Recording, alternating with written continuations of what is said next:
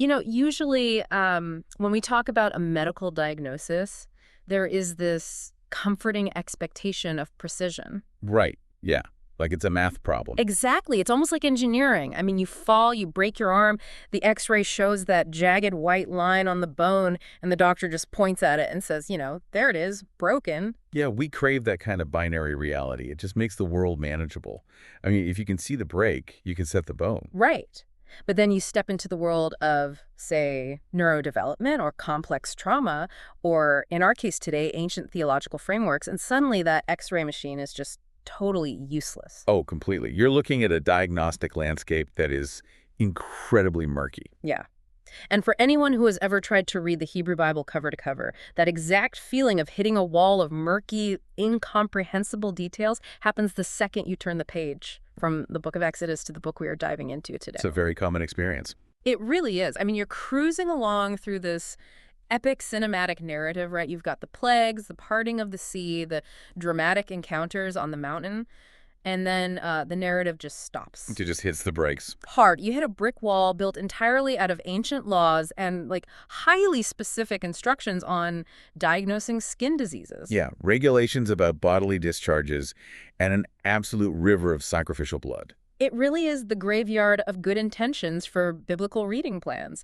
The modern mind simply doesn't know what to do with the book of Leviticus. No, we don't. And which is exactly why we are spending this deep dive tearing that brick wall down. Yeah. Because treating Leviticus like a dusty, irrelevant rule book is arguably the biggest mistake a reader can make. Wow. The biggest mistake. I would say so, yeah. Yeah. If you skip this book, you are missing the absolute core of the Torah's sanctuary theology. Right. The underlying structure of the entire biblical narrative, from how human beings interact with the divine, to the architecture of ancient worship, to a brilliant, radically disruptive economic system designed to obliterate generational poverty, it's all housed right here. Okay, let's unpack this. Because Yeah. the irony is that the book feels obscure to us only because we've lost the cultural vocabulary to read it, right? Exactly. Yeah. Once you recover that vocabulary, you realize Leviticus is actually a profound, highly sophisticated manual for survival. It gives us the framework for living in the proximity of something unimaginably powerful. Well, let's jump right into that proximity. Because if you want to understand why this book even exists, you have to place yourself precisely in the narrative timeline. You really do. Context is everything here. Right. You have to remember the massive cliffhanger that happens literally sentences before Leviticus begins. I mean, at the end of Exodus, the Israelites have finally finished constructing the tabernacle. The portable sanctuary. Yeah, the tent of meeting. The physical locus where the God of the cosmos has promised to dwell among this nomadic people.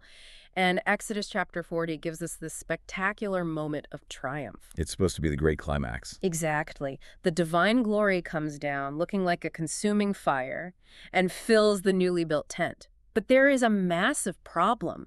The glory is so intense, so overwhelmingly potent, that Moses, the guy who has been speaking face-to-face with God on the top of Mount Sinai, he cannot even step foot inside. Right. It's a profound theological crisis. I mean, think about it. God has just spent an entire book moving heaven and earth to bring this people out of Egypt, specifically to dwell among them. Right. The whole point was to live together. Exactly. He finally moves into the neighborhood, so to speak. But his presence is so fiercely holy that it is physically lethal to an unprotected human being.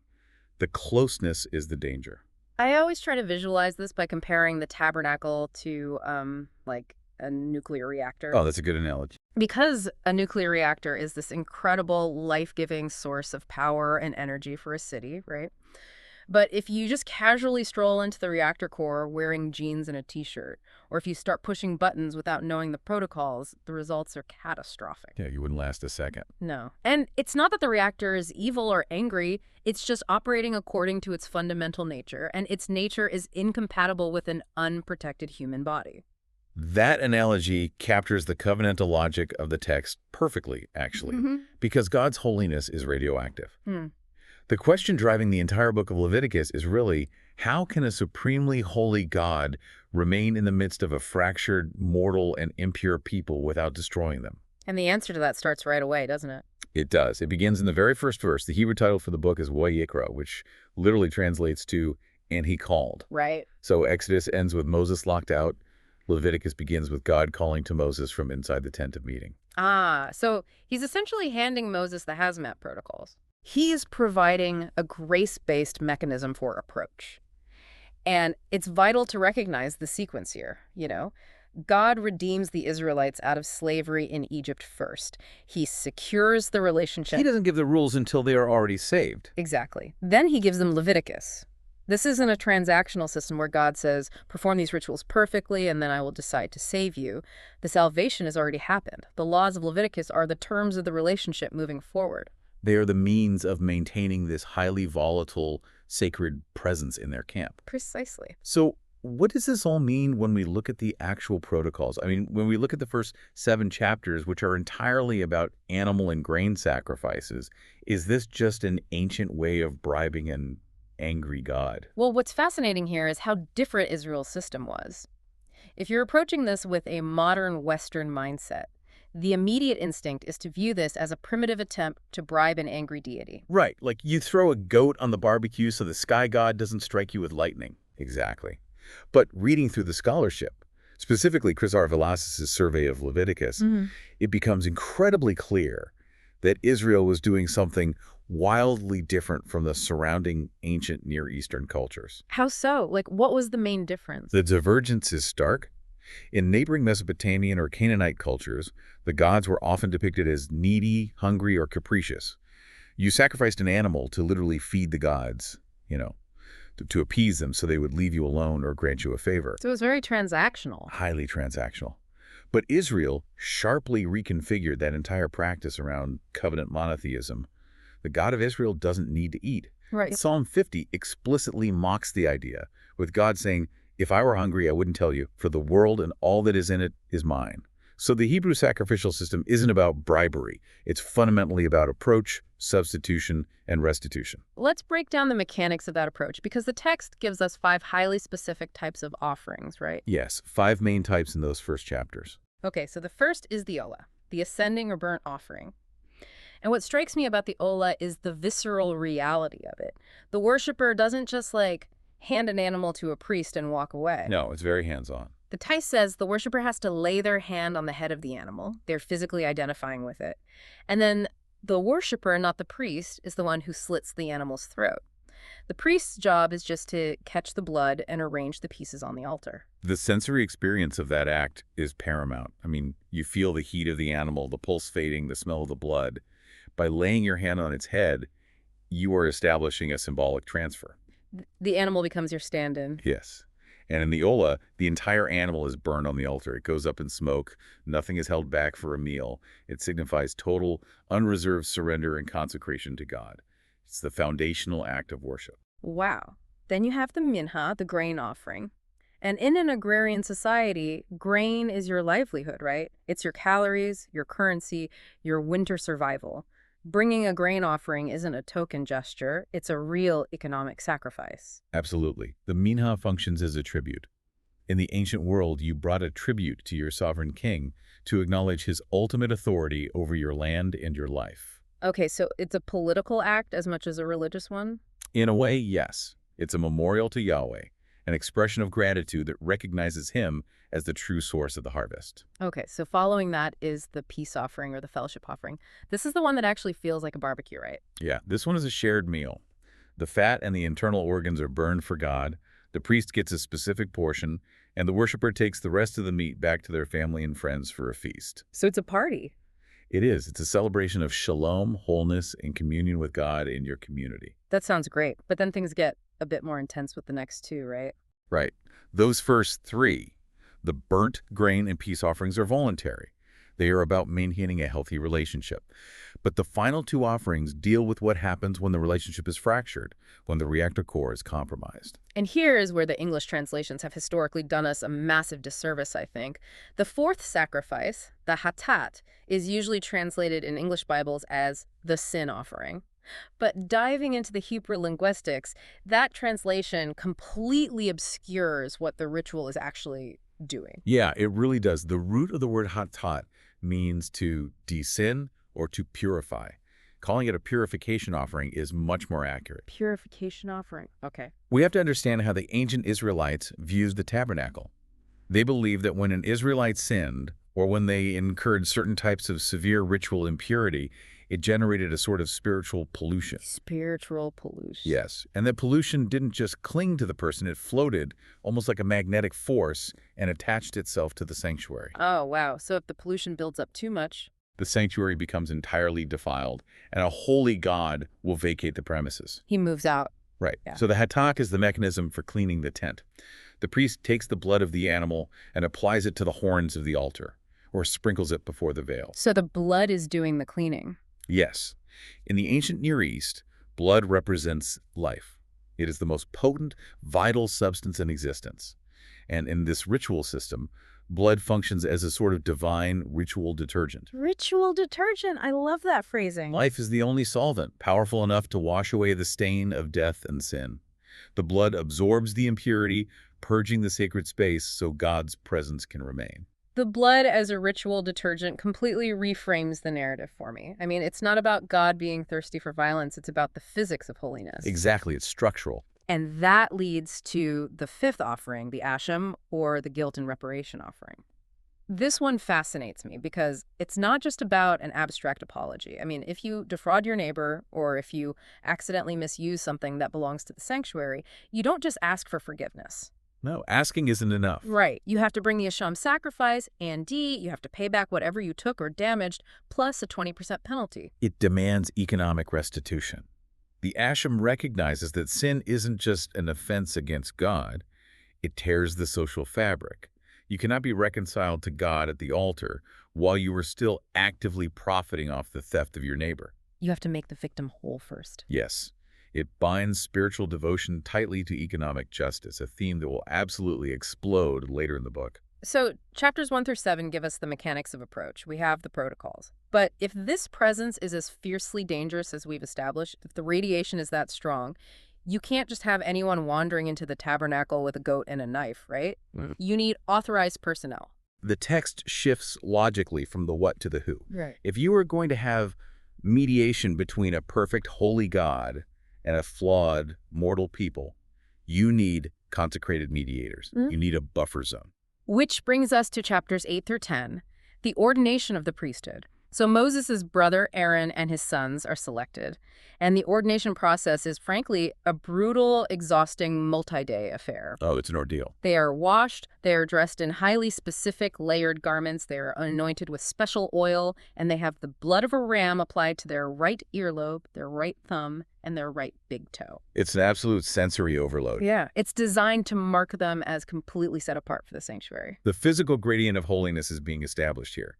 The closer you get to the center of the tabernacle, the Holy of Holies, the more restricted the access becomes, and the higher the required degree of purity. And at the end of chapter 9, the ordination is complete. Aaron offers the very first sacrifices for himself and the people, exactly as Moses instructed. And the result is spectacular. Fire comes out from the presence of Yahweh and consumes the offering on the altar. The people shout for joy and fall on their faces. The system works. The connection is made. It's a huge victory. But then you turn the page to chapter 10, and we get what is arguably the most terrifying narrative whiplash in the entire biblical text. It shatters the celebration instantly. Right. We've just witnessed the glory of God validating the priesthood, and immediately Aaron's two oldest sons, Nadab and Abihu, take their censers, put fire in them, add incense, and offer what the text calls unauthorized fire before the Lord. They decide to innovate. Exactly. They decide they want to approach the core of the reactor on their own terms, using their own mixture outside the prescribed protocol. And the response is instantaneous. The same fire that just consumed the accepted sacrifice comes out from the presence of the Lord and consumes Nadab and Abihu. They die on the spot, right there in the holy place. It is a devastating scene, and the psychology of it is just haunting. I mean, Moses turns to Aaron, who has just watched his two oldest sons be incinerated by the divine presence, and Moses says, "This is what the Lord spoke of when he said, 'Among those who approach me, I will be proved holy. In the sight of all the people, I will be honored.'" And the text simply says, Aaron remained silent. Yeah, that silence is one of the heaviest moments in ancient literature. There is no argument, no defense. The raw, unfiltered reality of God's holiness has just been demonstrated. It's terrifying. It is. The text is validating the authority of the priesthood, but it is simultaneously issuing a massive warning against entitlement. That's the crux of it, right? We often operate under the assumption that being closer to the center of religious life or having a title makes us safer. Right, we think we're insulated. We think it gives us special privileges to bend the rules, to innovate, to rely on our own cleverness.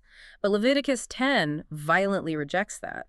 The closer you are to the Holy of Holies, the more precise and obedient you must be. Proximity to sacred things dramatically increases your accountability. It does not grant you immunity. No, not at all. Liturgical innovation isn't a neutral act when the sanctuary actually houses the creator of the universe. And Moses goes so far as to forbid Aaron and his surviving sons, Eleazar and Ithamar, from even uncovering their heads or tearing their clothes in mourning. Wow. Not even allowed to mourn. Because they are still wearing the anointing oil, as they're still actively mediating for the entire nation. If they abandon their post to mourn, the ritual barrier drops and divine wrath could break out against the whole camp. The mission supersedes their personal grief. It's a sobering look at the immense burden of the priesthood. Okay, so the priests are the ones actively working inside the reactor. They carry the heaviest burden. But what about the other couple of million Israelites living in the camp surrounding the tent? The general population. Yeah. If the sanctuary is this sensitive, if the holiness of God is this volatile, how does an average person navigate their daily life without accidentally dragging a contaminant into the camp and triggering a catastrophe? That is the pressing logistical question. And it drives the next massive section of the book, chapters 11 through 15, Right. the laws of purity. Right. And for anyone who has tried to read Leviticus, this is the section where their eyes just completely glaze over. It reads like an obsessive-compulsive medical textbook. It really does. You have chapters detailing which animals you can and cannot eat, the dietary laws or kashrut. You have rules about a woman's purification after childbirth. You have incredibly granular instructions for priests on how to diagnose various scaling skin diseases, often mistranslated as leprosy. And you have an entire chapter dedicated to bodily discharges, both normal and abnormal. It feels overwhelmingly tedious to a modern reader. But underneath the tedium is a brilliant, overarching theological architecture. The text is demanding that Israel make a constant daily distinction between two states of being: clean, which in Hebrew is tahor, and unclean, which is tame. Okay, we have to stop right here and clarify a massive misconception. Because when a modern English speaker hears the word unclean, the immediate psychological association is sinful or shameful or evil. Oh, absolutely. And projecting that definition onto Leviticus will completely derail your understanding of the text. Impurity being tame is not synonymous with sin. Let me push on that mechanism a bit. Because if having a baby makes a woman unclean, or burying a dead parent makes a son unclean, how can the text not be attaching moral judgment to those acts? Because we have to look at what actually generates the impurity. The things that make a person tame are primarily associated with the boundaries of life and death. The boundaries, okay. Right. A corpse is the ultimate source of impurity. But it also includes blood, seminal emissions, childbirth, and skin diseases that mimic the decay of death. Engaging in the processes of reproduction or caring for the dead are not sins. In many cases, they are explicit commandments. You have to have children. You have to bury your dead. So impurity is just an unavoidable reality of human embodiment. Exactly. Impurity is a ritual social state, not a moral one. It simply means that your physical state has temporarily been altered by contact with mortality, and therefore you are temporarily unfit to cross the threshold into the sacred space of the tabernacle. Ah, I see. The realm of God is the realm of absolute, perfect, unbounded life. The human realm is bounded by decay, disease, and death. Here's where it gets really interesting to me. By enforcing these purity laws, God is forcing the Israelites to constantly categorize their world. Every time they sit down to eat, every time they deal with illness, every time they experience the biological realities of reproduction, they have to physically acknowledge the boundary between human mortality and divine perfection. Yes, they can't ignore it. You cannot blur the lines. When you approach the author of life, you have to leave the symbols of mortality at the door. You have to undergo a purification process, usually involving washing with water, and the passage of time before you can re-enter the sanctuary. It creates a society that is hyper-aware of the sacred. But, this creates a compounding problem. No matter how meticulously the Israelites observe the purity laws, they are human. Mistakes will be made. Sure. People will accidentally touch something unclean and then unknowingly approach the sanctuary. Over the course of a year, the invisible pollution of impurity and inadvertent sin will slowly build up in the tabernacle. So the radiation slowly builds up in the reactor core until it reaches a critical mass. Yes. And if that pollution isn't dealt with, the presence of God will eventually depart. This existential threat sets the stage for the absolute structural and theological climax of the book, chapter 16. The Day of Atonement, or Yom Kippur. This chapter is just a masterpiece of ritual theology. Once a year, the entire nation stops. The high priest strips off his glorious, colorful robes and puts on simple, unadorned white linen garments. He looks like a servant. Yeah, or perhaps someone dressed for a burial. And on this one day, he takes the incense and the blood of a sacrificed bull and a goat, and he walks past the veil into the Holy of Holies, the very epicenter of God's presence on earth. The Hebrew word driving this entire ritual is kippur. Historically, we translate it as atonement. But linguistically, especially in the context of the sanctuary, it functions much more like purgation or wiping clean. Wiping clean, so he's detailing the reactor. Exactly. The high priest is sprinkling the blood to perform a cosmic deep clean of the sanctuary. He purges the Holy of Holies, the veil, the altar of incense, and the altar of burnt offering. He is neutralizing the accumulated pollution of the Israelites' impurities and rebellions. But the blood only deals with half the problem, right? It cleans the tent. But the sin and the guilt still exist in the community. And that brings us to one of the most fascinating ancient rituals ever recorded, the two goats. Oh, the two goats. Two goats are brought before the high priest at the entrance of the tent. Lots are cast. One goat is sacrificed, and its blood is used for that deep clean we just talked about. But the second goat is kept alive. The famous scapegoat. Right. And the mechanism here is incredible. After the sanctuary is purged, the high priest walks over to the live goat. He lays both of his hands firmly on its head, and he confesses aloud all the intentional sins, the rebellions, and the wickedness of the Israelites. He is ritually transferring the collective guilt of the nation onto the animal. Yeah. Think of it as a grounding wire. If the sanctuary is a reactor buzzing with the electricity of divine holiness and human sin, that energy needs a place to go so it doesn't destroy the camp. Right, it needs an outlet. The high priest transfers that lethal moral electricity into the live goat. And then an appointed man leads that goat away out of the camp far into the uninhabited wilderness. It's a staggering visual. The first goat uses its lifeblood to wipe the sanctuary clean. The second goat physically carries the toxic weight of the community's moral failures out into the chaotic wasteland, removing it completely from the presence of God and the people. The Day of Atonement ensures that the covenant relationship can survive another year. It is the ultimate divine provision, and structurally it acts as a pivot point for the entire book, doesn't it? It absolutely does. Up until chapter 16, the text has been intensely focused inward. We've been obsessing over the altar, the priests, the inside of the tent, and the boundary lines of ritual purity. But once the sanctuary is purged and reset, the book takes a massive radical turn. Holiness bursts out of the tabernacle. It refuses to be contained in the sanctuary. It spills out into the streets, into the agricultural fields, and into the economy. This shift brings us to chapters 17 through 26, a section that scholars commonly refer to as the Holiness Code. In terms of documentary hypothesis and source criticism, scholars often distinguish between the earlier priestly material, the P source, which focuses strictly on ritual and sanctuary mechanics, and this later holiness material, the H source. The defining characteristic of the Holiness Code is a democratization of holiness. You see this instantly in Leviticus 19, verse 2. God tells Moses, "Speak to the entire assembly of Israel and say to them, 'Be holy, because I, the Lord your God, am holy.'" This isn't addressed just to Aaron and the priests. No, it's for everyone. Right. It's addressed to the guy plowing the field, the woman baking bread, the merchant selling grain. Every single Israelite is now expected to embody the holiness of Yahweh. And the text meticulously defines what that embodiment looks like.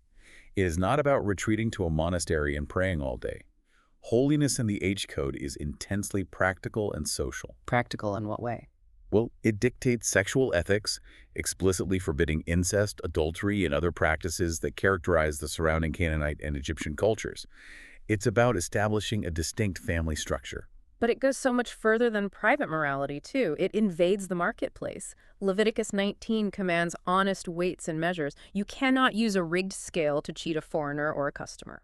It demands justice for the poor, instituting the law of gleaning. Farmers are commanded not to harvest the very edges of their fields and not to go back for dropped grain, so that the impoverished and the foreigner can come and gather food for themselves. It's the institutionalization of neighbor love. The famous command, "Love your neighbor as yourself," is not a New Testament invention. It's sitting right there in Leviticus 19.18. The Holiness Code flatly refuses the modern Western split between private religion and public ethics. If we connect this to the bigger picture, you cannot stand in the sanctuary on the Sabbath, offering sacrifices and claiming to be holy, and then use rigged scales in the marketplace on Monday to bankrupt your neighbor. Yeah, to the author of Leviticus, those two actions are completely incompatible. Ethical failure is a sanctuary violation. Exactly. This integration reaches its absolute zenith in chapter 25. If there is one concept in Leviticus that has the power to completely shatter our modern, hyper-individualistic, consumer-driven worldview, it is the legislation of the Sabbath year and the Jubilee. Let's walk through the mechanics of this because it is staggering. We really have to reconstruct the socioeconomic reality of ancient Israel here. It was a kinship-based agrarian society. Your family's plot of land was your entire world. It was your inheritance, your source of food, your economic agency, and your connection to the covenant promises. It was everything. But life is volatile. Famines happen. Crops fail. If an Israelite farmer falls on hard times, he might have to take out a loan from a wealthier neighbor. If he can't pay it back, he might have to sell off a portion of his ancestral land. If things get truly desperate, he might have to sell his own labor, essentially entering into debt servitude or indentured slavery just to feed his family. The text is highly realistic. It assumes a society where economic inequality, debt spirals, and extreme poverty are going to occur. Yes, the system understands human nature and economic drift. But God mandates a structural, unyielding reset button to prevent that poverty from becoming an inescapable generational trap. A reset button. Yeah. Every seventh year was a Sabbath year, a year of complete rest for the land, where no sowing or reaping was allowed, teaching the people to rely entirely on God's provision. But the true disruption came after 7 cycles of 7 years. The 50th year, the Jubilee, the Yobel. Okay, imagine being an Israelite farmer named Judah. Your grandfather lost the family farm to a wealthy landowner 20 years ago. You've been working as a day laborer, barely scraping by, watching another family harvest the land that has your family's name on it. You have zero economic mobility. You're stuck. And then the Day of Atonement arrives in the 50th year. The high priest purges the sanctuary, the scapegoat is sent away, and a trumpet blasts across the entire land. And in an instant, everything changes. The Jubilee legislation mandates 3 things. First, liberty is proclaimed throughout the land. Every Israelite who had sold themselves into debt slavery is immediately released. They are free. Second, all debts are canceled. Yeah. And third, and this is the most radical part, all ancestral land that had been sold or forfeited over the last 50 years immediately reverts back to its original family. It is a complete structural obliteration of concentrated wealth. You cannot build a massive multi-generational real estate empire by slowly buying up the land of your bankrupt neighbors because the system guarantees that in the 50th year you have to give it all back. The theological justification for this is breathtaking. Leviticus 25.23 has God declaring, "The land must not be sold permanently, because the land is mine and you reside in my land as foreigners and strangers." The Israelites don't own the land. They are tenant farmers working God's estate. Exactly. Land and wealth are not private property in the absolute sense we think of them today.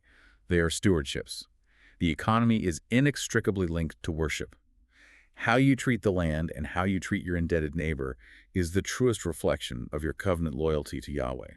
Now, a natural question arises here. This system of the Jubilee is so utopian, so disruptive to the wealthy and powerful, that we have to ask, did they ever actually do it?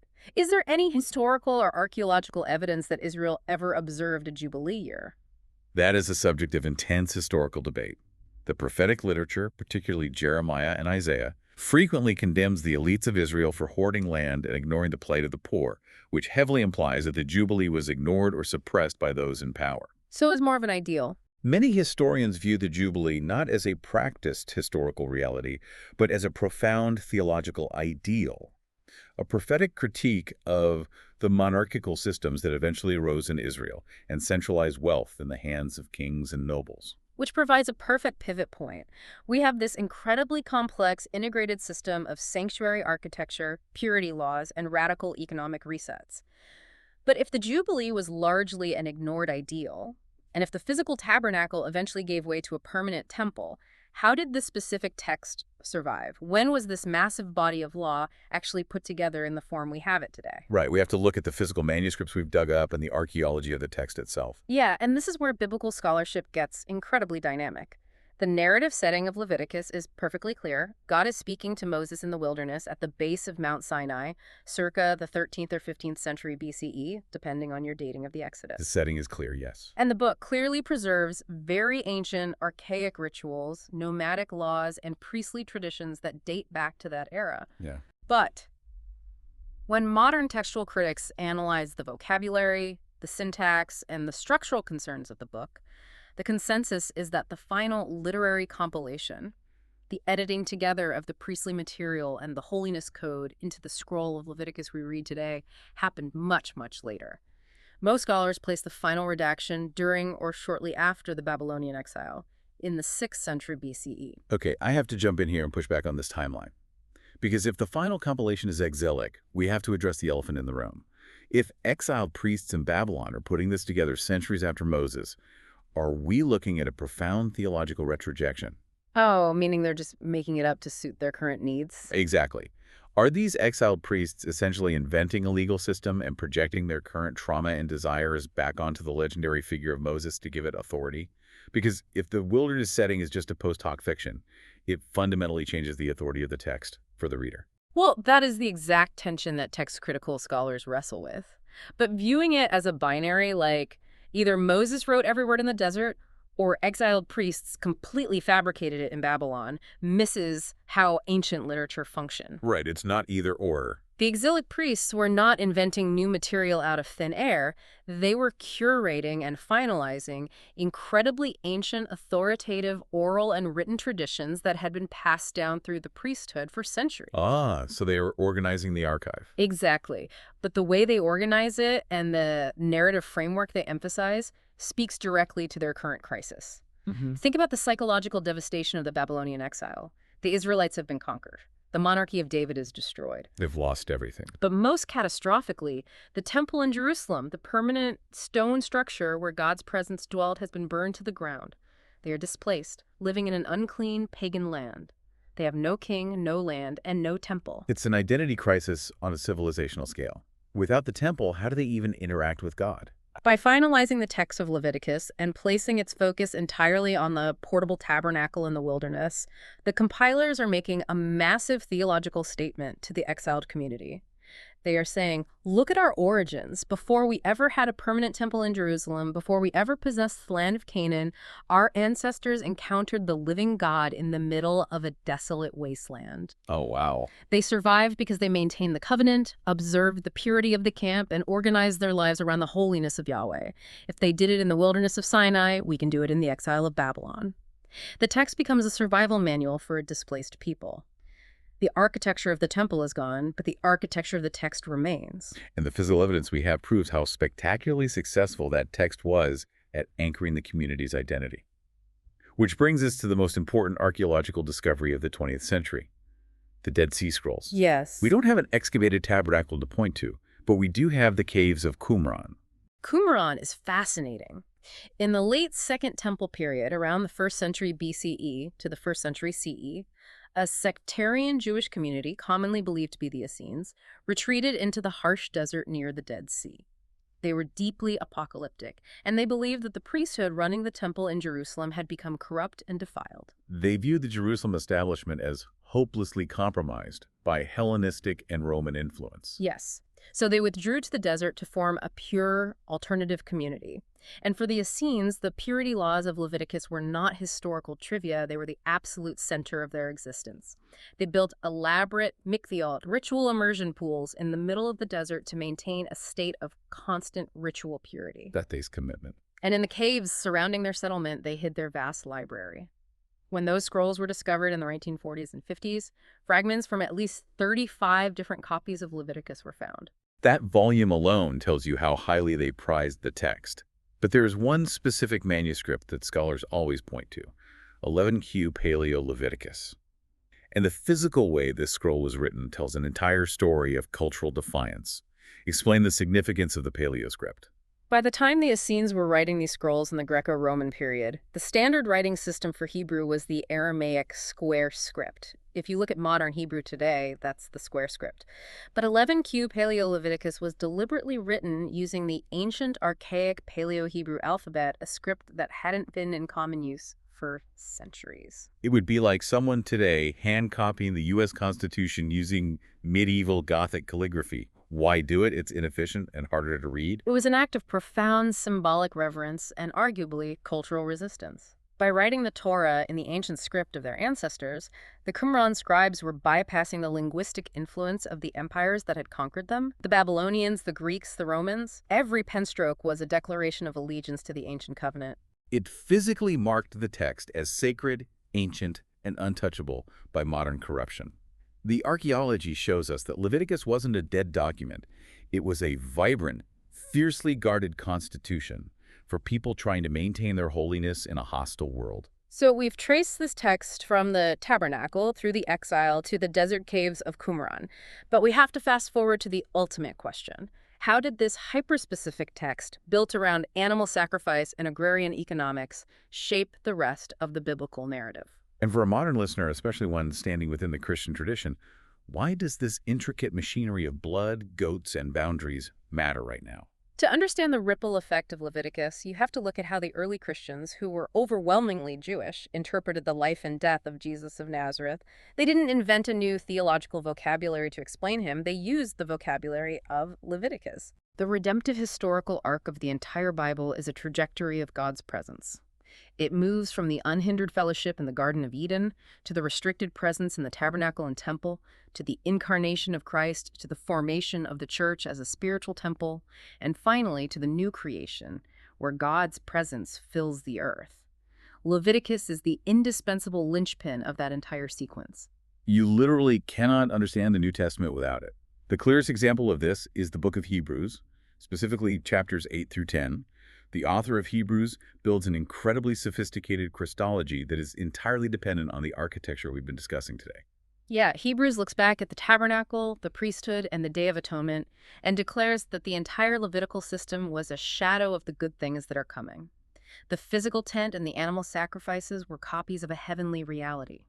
Jesus is presented as the ultimate high priest. But unlike Aaron, who had to offer a sacrifice for his own sins first, Jesus is sinless. He didn't just offer the sacrifice, he is the sacrifice. He is the olah, the total surrender. He is the hatat, the blood that purges the pollution of sin.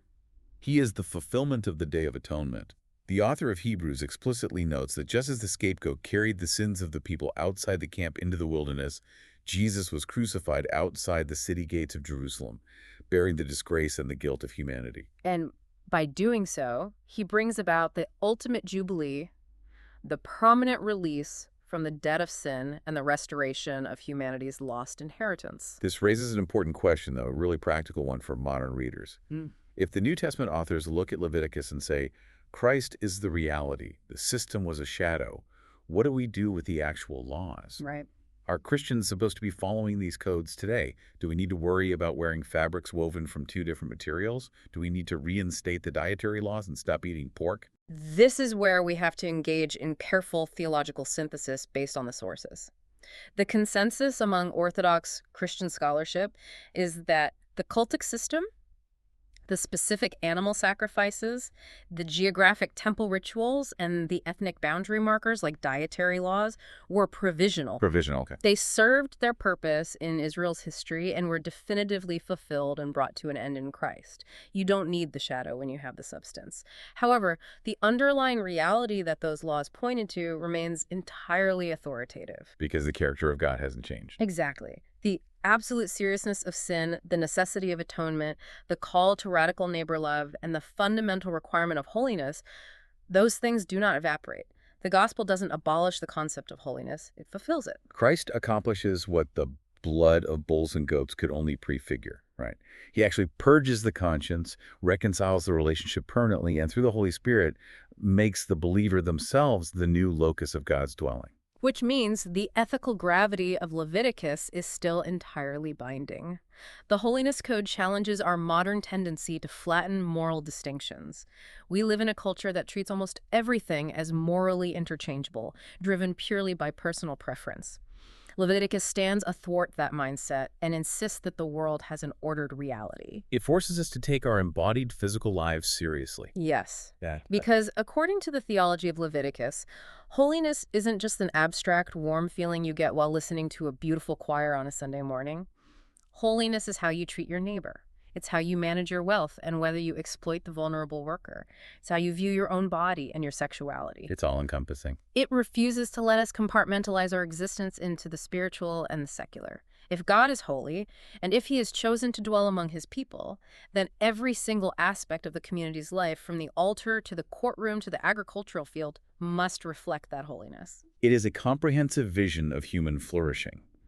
Once you understand the categories of purity, sacrifice, and covenantal love, the rest of the biblical narrative suddenly snaps into high definition. You realize that Leviticus wasn't a wall meant to keep you out. It's the door. It's the blueprint that proves access to the divine is a gracious gift, meticulously provided by God himself. Before we wrap up, I think there's a fascinating dynamic here that really ties everything together. Oh, definitely. I want to leave you with one final thought to ponder, something that builds on the profound mechanics we've explored today. Throughout this entire deep dive into Leviticus, the movement of the text has been entirely about containment. Containing the impurity. Exactly. The goal is containing impurity so it doesn't pollute the holy tabernacle. In the Levitical system, impurity is highly contagious. If you touch a corpse, you become unclean. If you touch someone with a skin disease, you become unclean. Holiness, on the other hand, is restricted. It's kept locked behind the heavy veil of the Holy of Holies. It doesn't spread. It has to be rigorously protected. The flow of energy is always from the impure contaminating the pure. That is the physics of the Old Testament world. Precisely. But if you follow that redemptive arc we talked about into the New Testament, where Jesus steps into history as the ultimate fulfillment of Leviticus, consider how he completely flips the dynamic. When Jesus walks through the world, he doesn't isolate himself. He constantly, deliberately touches the ritually impure. Right. He reaches out and touches the man with leprosy. He is touched by the woman with the chronic discharge of blood. He takes the hand of a dead girl. Under the strict logic of Leviticus, Jesus should become immediately severely impure. He should be disqualified from the sanctuary. But he isn't. The contamination doesn't flow into him. No, instead, the current reverses. His holiness becomes contagious. When he touches the unclean, they don't pollute him. He purifies them upon contact. The leprosy vanishes, the bleeding stops, the dead draw breath. It is the ultimate mind-bending reversal of the Levitical paradigm, achieved by the very person who authored its laws. It really is incredible when you look at it that way. The X-ray of this ancient text might look murky and incomprehensible at first glance. But when you finally know what you're looking at, it reveals the very heartbeat of grace. Keep diving deep into the texts and histories that shape our world. We'll talk to you next time.